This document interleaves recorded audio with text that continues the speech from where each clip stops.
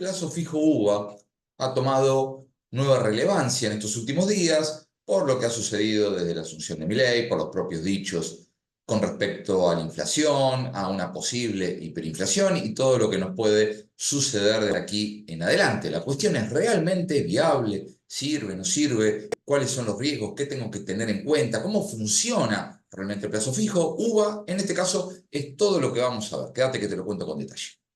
¿Cómo se ajusta el plazo fijo UVA? La unidad equivale a la milésima parte del costo promedio de la construcción de un metro cuadrado de una vivienda. Esto significa que este valor se va a actualizar además por el coeficiente SER, el coeficiente de estabilización de referencia, que es nada más que basado en el índice de los precios al consumidor, o sea, la inflación que nosotros tenemos de manera mensual medida por el INDEC. Esto es lo que tenés que tener en cuenta, que ajusta con un delay de 45 días previos a la realización, ¿sí? Con lo cual el impacto inflacionario que vos tenés es de 45 días ya transcurridos. Ahora lo vamos a ver obviamente con el cálculo y más detalle. Plazo fijo UVA o precancelable son las dos opciones que tenés al momento de elegir este instrumento. Lo que tenés que tener en cuenta que en el común, por así llamarle, tenés que sí o sí tener 90 días el capital parado porque no podés retirarlo de ninguna manera. Con el precancelable sí tenés esta opción a partir recién de los 30 días, ojito con esto, y además tenés que avisar con 5 días hábiles de antelación al banco que vas a hacer este movimiento. Con lo cual, si no te llegas a dar cuenta, este plazo de 30 días se puede llegar a extender. Esa es la diferencia entre uno y otro. La gran mayoría paga 1% de tasa de interés TNA anual, con lo cual vas a ver reflejado en estos 90 días, en caso que lo mantengas hasta el final, 0,25 de tasa de interés. Ahora vamos a ir a ver con más detalle, obviamente, que tenés que tener en cuenta y la tasa para los precancelables, porque no solamente es una cuestión del tiempo, sino cuestión también de lo que te paga. Algo a tener en cuenta es el relevamiento de expectativas del mercado, REM, que son las expectativas de inflación que vamos teniendo no solamente mes a mes, sino de manera anual. Se acaba de publicar la inflación del mes de noviembre. Se había pronosticado que iba a dar un 12, de un poquito por arriba, 12,8, y se pronostica un 17,1 para el mes de diciembre, dando de manera anual un 189% por lo menos para lo que es este año 2023. A partir del mes que viene ya empezaremos obviamente a desandar el camino del año 2024, pero las expectativas del mercado te pueden ir dando una expectativa de qué es lo que podés tener en cuenta para lo que puede ser el día de mañana respecto a lo que es inflación. Obviamente no dejan de ser un simple relevamiento, con lo cual es estimar lo que puede llegar a suceder a futuro. Lejos puede estar, obviamente, de que eso se pueda llegar a cumplir, pero es para que uno lo pueda tomar y tener algo más de qué agarrarse en el momento de invertir en este tipo de activos. Algo más a tener en cuenta también que nosotros podemos ver el valor UVA que tenemos a partir del 15 de diciembre, pero ya lo podemos ir adelantando a saber qué valor UVA voy a tener el 15 de enero, justamente por el ajuste de delay. Esto se acaba de actualizar, obviamente, con la inflación del mes de noviembre y así sucesivamente los meses siguientes, pero esto ya te va permitiendo ir viendo qué es lo que vas a empezar a cobrar, por lo menos en una parte, respecto a lo que es el plazo fijo UVA. Y por último, algo no menos importante, obviamente las principales variables. Tengamos en cuenta que el plazo fijo común está pagando una tasa del 133%. ¿Por qué te traigo esto a colación? Porque fíjate, la tasa fija de precancelación para depósitos anticipados del UVA es 122,80. ¿Qué significa esto? Si vos tenés un plazo fijo UVA precancelable y haces la opción de la precancelación, como vimos de manera anterior, vas a cobrar una tasa menor al plazo fijo común, lo cual estarías incluso perdiendo más capital. No estarías cobrando absolutamente nada respecto al UVA y a la inflación, sino que la tasa mayorista del plazo fijo, con lo cual prácticamente sería una muy mala opción decidir por la precancelación, excepto que no te quede otra opción por una necesidad muy imperiosa del capital y que no te quede otra que retirar el mismo. No olvides de suscribirte al canal, es la manera más sincera de poder dar el apoyo al canal y obviamente es completamente gratuita, ni hablar el like ayuda un montonazo y que lo puedas compartir con otra gente que seguramente no me conoce y tal vez le pueda ser útil información, ni hablar. Abrazo grande. Vamos a hacer una simulación de cuánto me puede llegar a rendir el plazo fijo UVA, que es lo más difícil porque no sabemos a ciencia cierta cuál es la inflación futura. Pero vamos a simularlo como para poder tener un paneo y una idea.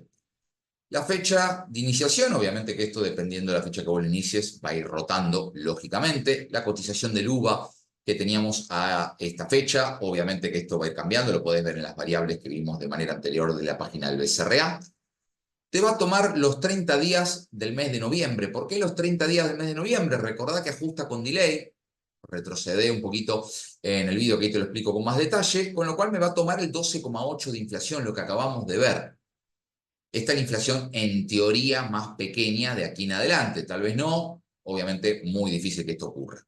Me va a tomar los 31 días del mes de diciembre. Lo vamos a simular con un 15% de inflación en el mes de diciembre. Sí, tranquilamente puede haber un 20, puede llegar a haber, no lo sabemos. Lo estamos simulando con un 15%. Esto es la parte que nosotros no podemos llegar a saber. Nos va a tomar 29 días, perdón, del mes de enero, porque recordad que son 90 en total, 30, 31 y 29. Ahí hace 90 días del plazo fijo UVA, simulando que en enero hubiera 20% de inflación en ese mes. Obviamente tampoco lo sabemos. A medida que se vayan quitando días de acá, se van a ir sumando días en febrero. Con lo cual, nosotros estimamos una inflación del 25% para febrero, que tampoco lo podemos saber, obviamente, y estos números van a ir cambiando. Aquí los porcentajes en referencia al valor inicial, fíjate que terminas con un 56% de más en referencia al capital.